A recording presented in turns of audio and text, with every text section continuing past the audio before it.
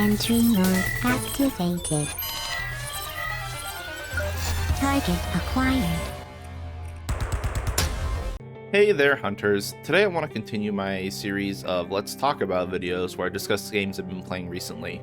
Today I want to talk about Unsighted. I do have quite a bit to talk about this game, both good and not so good. But we're going to start with the good stuff, so let's just start this up.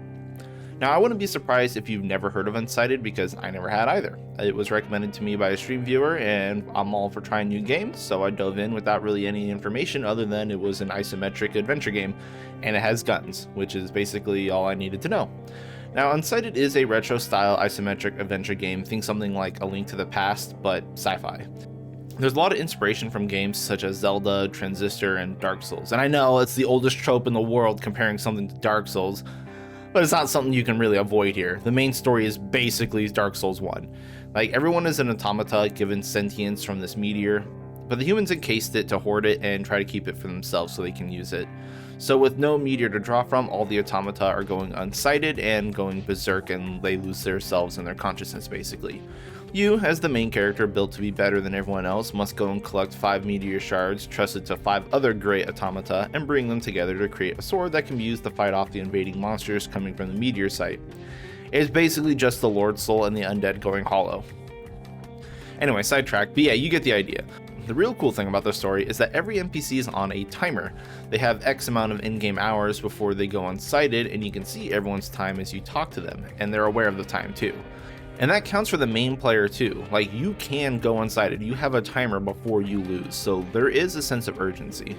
So as you progress in the game and find secrets and chests, you can find these piles of meteor dust which can be given to NPCs to extend their time by 24 hours, or you could just consume it yourself. So there is a weird sense in that you can't be playing the game slow, or you have to pick and choose when NPCs will live and die.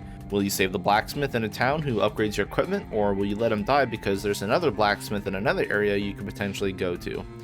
Will the chip implant doctor finish his research, or will you let him die and miss out on that quest line and the items there? There's a lot of power in the player's hands in this, and it's a pretty good feature actually. Now, the developers have also given you the ability to turn off this feature if you find it too stressful to manage, which I can imagine some people will. But there's also a lot of other options to make the game even harder, with more enemies, more damage taken, and even less timer on all the NPCs and yourself. Plus, there's a plethora of speedrun, boss rush, dungeon delve options, and other features that both hardcore and casual players can have fun with. So, I mean, overall, great job from the accessibility options and just the ways you can play the game. Now, as far as the story and the campaign go, the game is fairly linear. You're told, hey, you need to go here and get these items before you can confront the final boss, kind of like a Zelda game. It's also equally open in that regard. You do have a lot of free will with how you choose to handle the game, and that's one of the bigger selling points in my eye. You can just kind of go anywhere and do anything at your leisure and tackle each dungeon in whatever order you wish, so you're not exactly confined to a linear path, but there's enough helping dialogue that you know exactly where you should go, but not exactly where you have to go. This also helps amplify the player's choice with how they deal with the NPCs. Do you want to explore and try to find more meteor dust, or stick to a path that you know?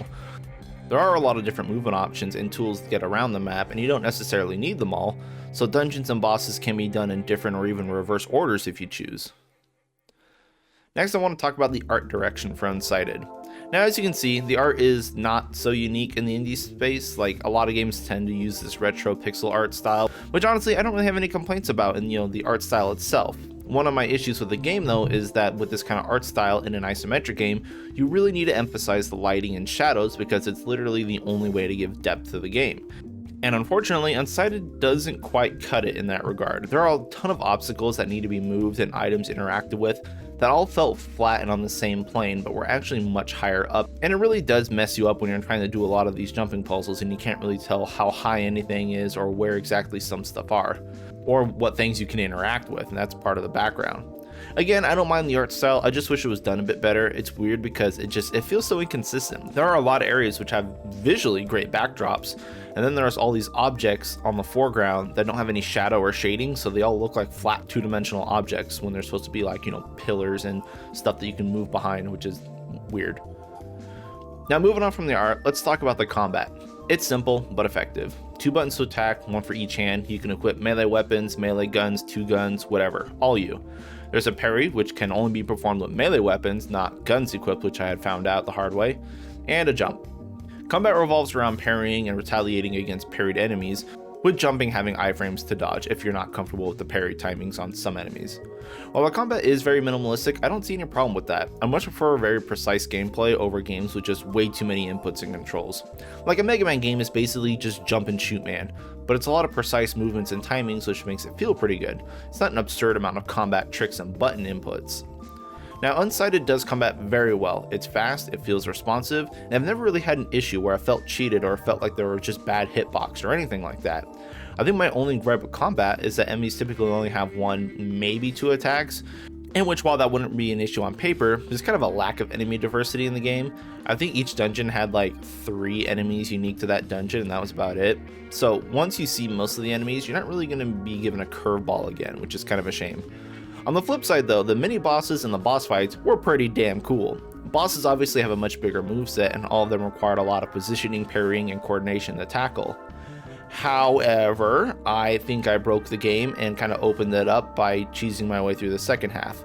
As I mentioned before, guns can't parry, and I thought, oh okay, no problem, I love guns, so I'm just going to use 2 guns, not be able to parry, and make this a bit harder for me. Because the game was clearly designed around parry, like every attack is parryable, every monster has a big red Q, even projectiles. So what did I do? Well, obviously I grabbed the shotgun. It's always my favorite weapon, and I gotta say, I do love games that have good feeling shotguns, and this game has an absurdly good shotgun. I didn't touch any of the other melee weapons unless like I was forced to for a puzzle or something, or just because I didn't have 2 guns yet. So I can't really say what endgame swordplay looks like, but bruh, the shotgun just claps. I mean, look at this.